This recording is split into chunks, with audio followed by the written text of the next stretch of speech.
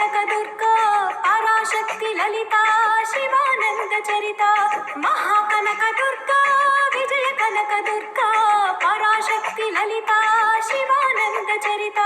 శివంకరి శుభంకరి పూర్ణచంద్ర కళాధరి బ్రహ్మ విష్ణు మహేశ్వరుల సృష్టించిన మూల శక్తి అష్టాదశ పీఠాలను అధిష్ఠించు ఆదిశక్తి మహాకనక దుర్గా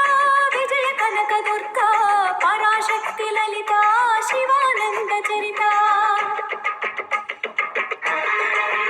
రావాల కృష్ణా తీరంలో ఇంద్రకీలగిరి పైన వెలసెను కృతయుగములోన